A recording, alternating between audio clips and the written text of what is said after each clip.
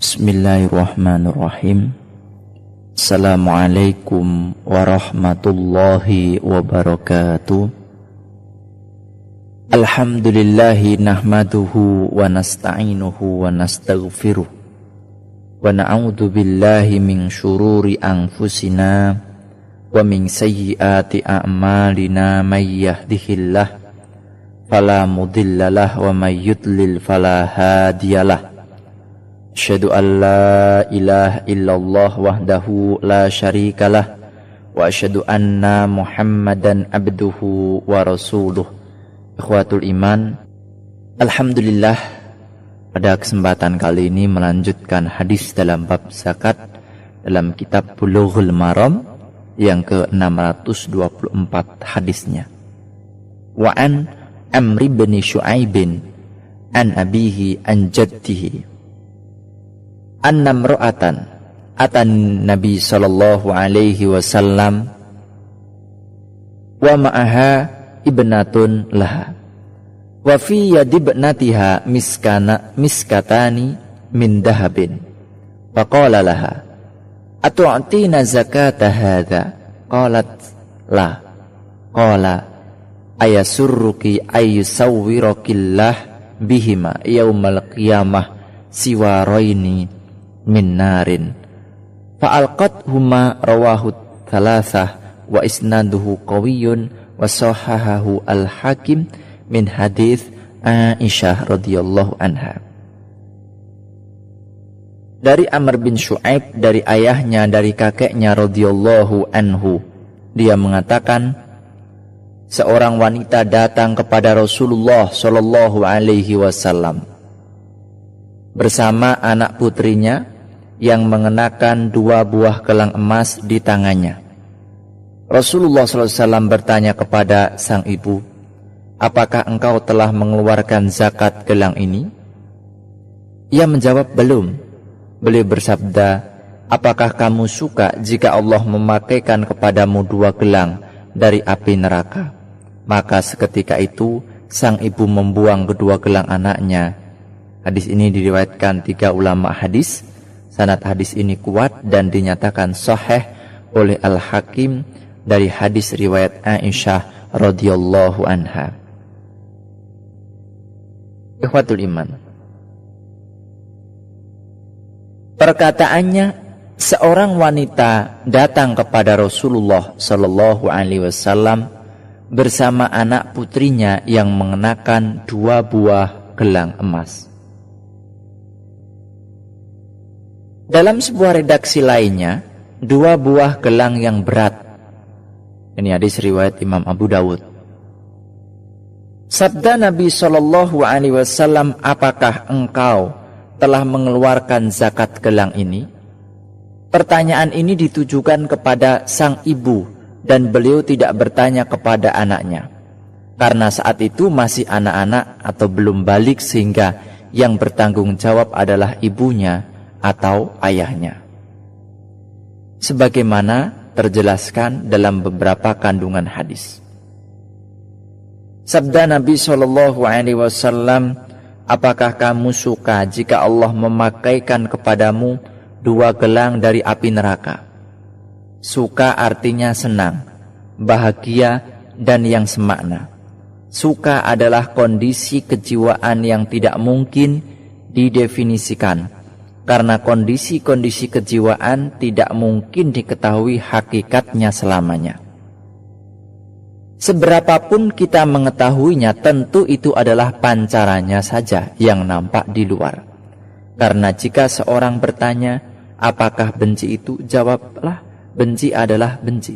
Karena kamu tidak akan mungkin mendefinisikan lebih dari kata-kata ini.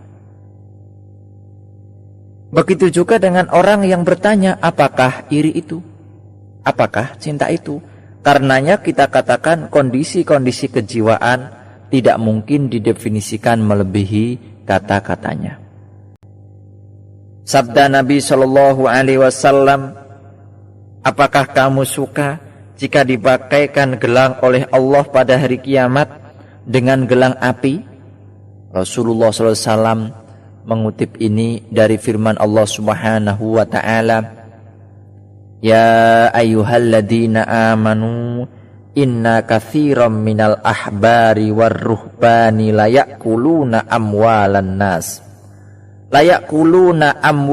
nasi bil batili wa yasudduna an sabilillah walladzina yaknizuna ad-dhahaba wal fiddata wa la yunfikunaha fi sabilillahi wabasyirhum bi'adabin alim. Yauma yuhma 'alaiha fi nari jahannama fatukwa biha jibahuhum wa junubuhum wa duhuruhum. Wahai orang-orang yang beriman, sesungguhnya banyak dari orang-orang alim dan rahib-rahib mereka benar-benar memakan harta orang dengan jalan yang batil. Dan mereka menghalang-halangi manusia dari jalan Allah. Dan orang-orang yang menyimpan emas dan perak dan tidak menginfakkannya di jalan Allah, maka berikanlah kabar gembira kepada mereka bahwa mereka akan mendapat azab yang pedih. Ingatlah pada hari ketika emas dan perak dipanaskan dalam neraka jahanam, lalu dengan itu disetrika dahi, lambung, dan punggung mereka. Di surat Taubah. Di dalam hadis sahih dinyatakan bahwa Rasulullah sallallahu alaihi wasallam bersabda, "Inna hadzal mal yusaffahu safaiha min narin yukwa biha jambuhu wa jabinuhu wa dhahruh."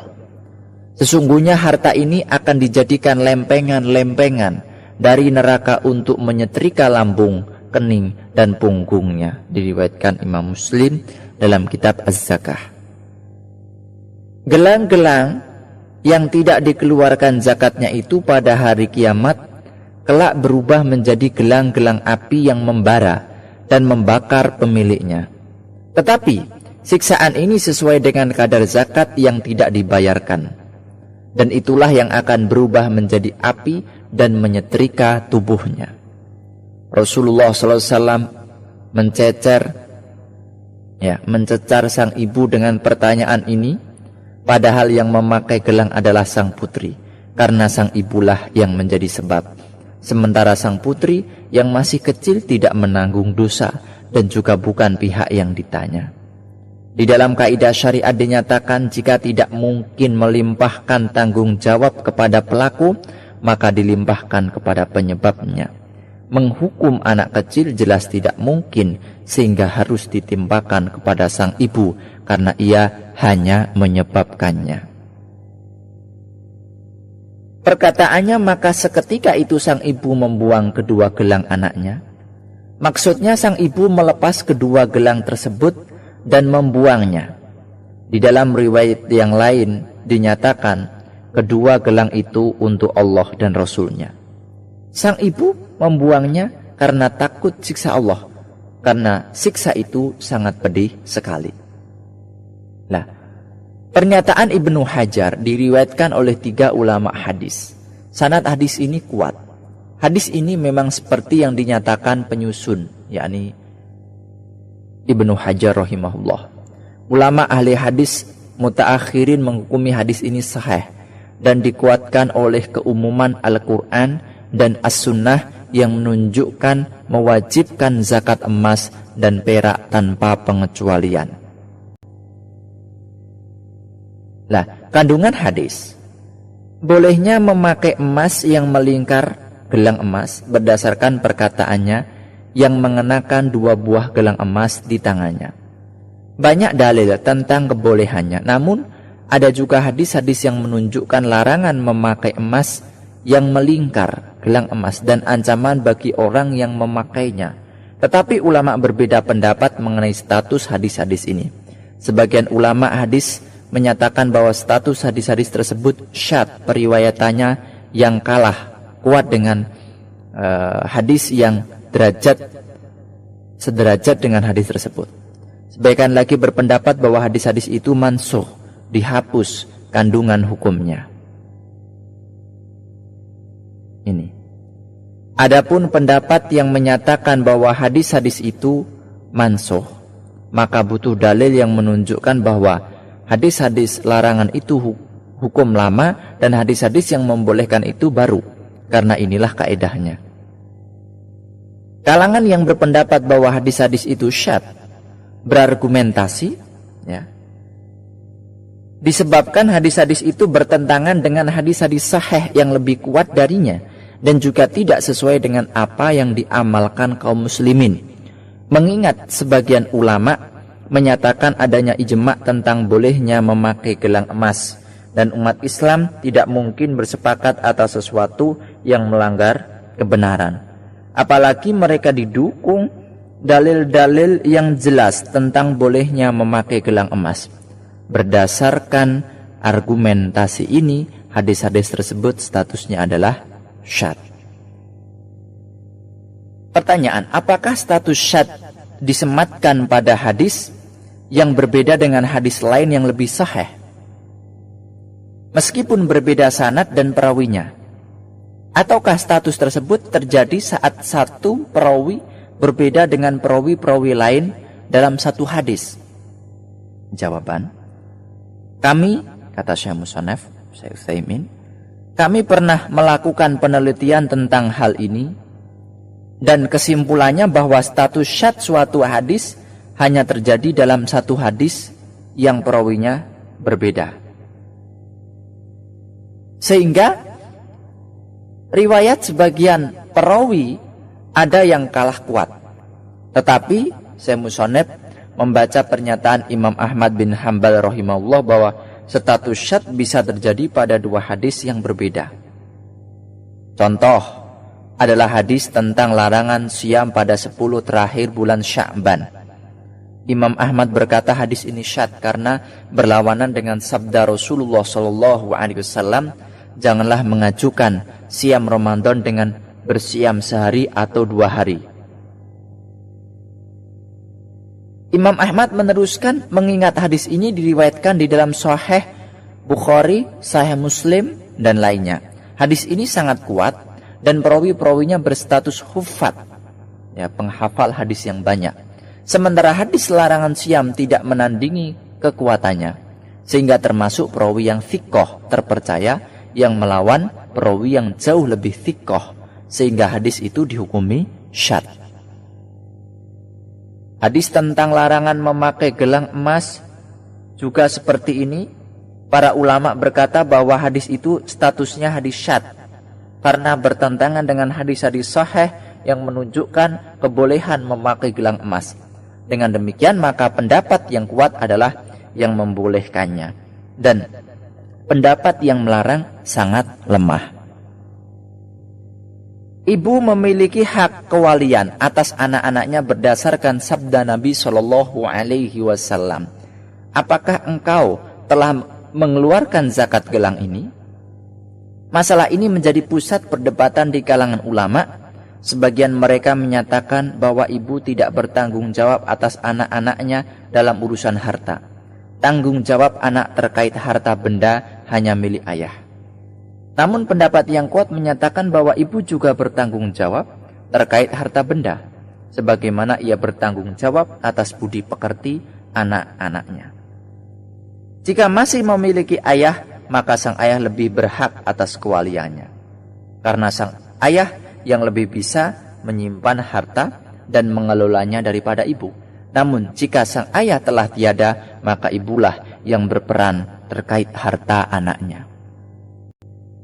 Pihak yang diperintahkan membayarkan zakat anak kecil dan orang gila adalah walinya berdasarkan sabda Nabi SAW, apakah engkau telah mengeluarkan zakat gelang ini?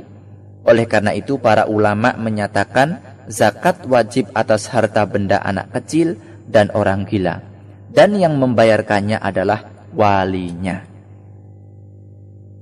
Hendaknya seseorang menanyakan hal-hal yang samar dan tidak dimengerti. Jika tidak, maka sesungguhnya ia tidak boleh menanyakannya. Hal ini berdasarkan sabda Nabi SAW, apakah engkau telah mengeluarkan zakat gelang ini? Pada dasarnya, seseorang tidak boleh bertanya kepada orang lain, apakah kalian telah mengeluarkan zakat? Tetapi jika kondisinya mendesak untuk bertanya, maka hendaknya ia menanyakannya. Karena itulah Rasulullah SAW bertanya, apakah engkau telah mengeluarkan zakat gelang ini? Ikhwatul iman, ukhtul mu'minah. Kemudian, hadis tersebut tadi menunjukkan wajibnya zakat perhiasan jika telah mencapai nisab. Karena Nabi SAW bersabda, apakah engkau telah mengeluarkan zakat gelang ini? Hal ini diperkuat dengan sabda beliau selanjutnya, apakah kamu suka jika Allah memakaikan kepadamu 2 gelang dari api neraka? Ancaman seperti hanya berlaku bagi orang yang tidak mau berzakat. Ini adalah pendapat pertama dalam masalah ini. Pendapat kedua menyatakan tidak wajib membayar zakat perhiasan, namun kalangan yang mengusung pendapat ini tidak menggunakan dalil yang kuat, karena mereka tidak bisa mendatangkan satu hadis pun yang membatalkan dalil pertama. Mereka hanya dapat berargumentasi dengan hadis riwayat Jabir radhiyallahu anhu bahwa Rasulullah SAW bersabda, laisa fil huli shadaqah, tidak ada zakat dalam perhiasan. Hadis ini dhaif. Meskipun demikian, mereka juga tidak mengamalkan kandungan hadis lemah ini, tetapi mereka menyatakan sesungguhnya zakat perhiasan bersifat temporal. Andai mereka mengamalkannya, tentu menyatakan tidak wajib secara mutlak, padahal mereka berpendapat jika pemiliknya menyiapkannya untuk diperdagangkan, maka wajib zakat. Padahal itu bukan komoditas perdagangan. Andai kata mereka berpatokan pada hadis lemah di atas, tentu menyatakan tidak wajib zakat secara mutlak.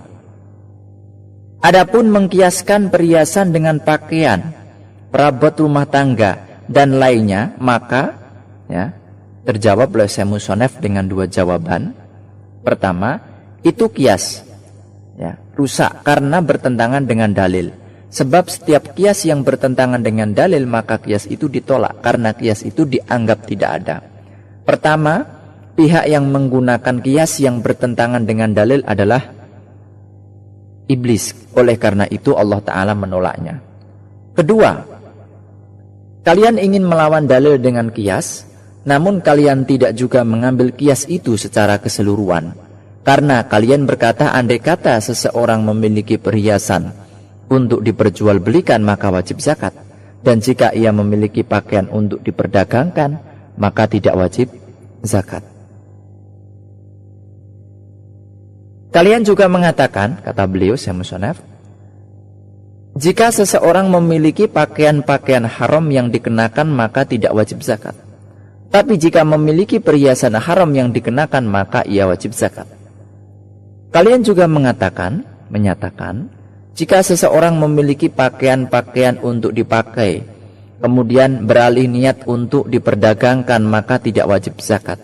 Jika ia memiliki perhiasan, kemudian beralih niat untuk diperdagangkan, maka wajib dizakati.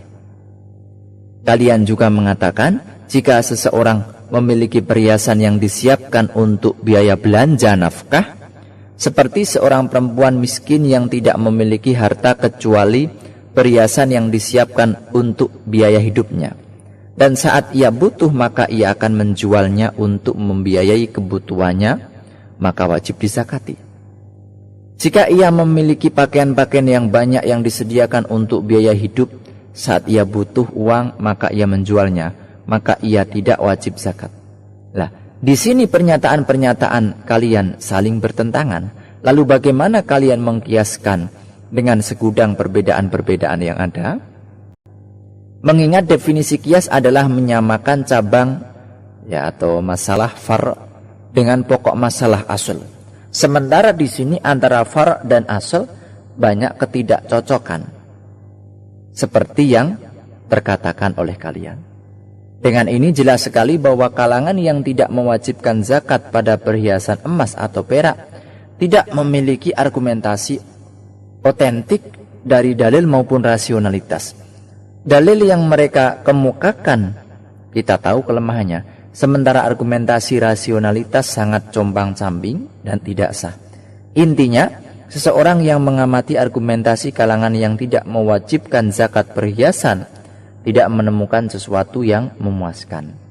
Dengan demikian, maka hadis-hadis yang menunjukkan wajibnya zakat perhiasan sangat kuat dan tak bisa dipatahkan. Ketika ada dalil yang kuat dan tidak terbantahkan, maka kita wajib mengamalkannya. Karena itu, maka pendapat yang kuat adalah wajibnya zakat emas perhiasan. Ini adalah madhab Abu Hanifah rahimahullah, tetapi dengan syarat mencapai nisab. Syaratnya mencapai nisab. Pertanyaan, secara eksplisit hadis ini tidak menyaratkan nisab dalam zakat perhiasan. Karena Rasulullah SAW bersabda, apakah kamu suka jika Allah memakaikan kepadamu 2 gelang dari api neraka? 2 gelang yang dipakai itu biasanya tidak mencapai 20 mithqal. Bagaimana menjelaskannya? Jawab, ulama fikih berbeda pendapat mengenai masalah ini. Sebagian ulama menyatakan gelang-gelang itu digabungkan dengan emas ataupun perak yang dimiliki sehingga mencapai nisab. Sebagian lagi menyatakan di dalam gelang satu redaksi hadis dinyatakan 2 gelang yang berat. Gelang yang berat bisa juga mencapai nisab, karena gelang berat berarti kadar emasnya besar.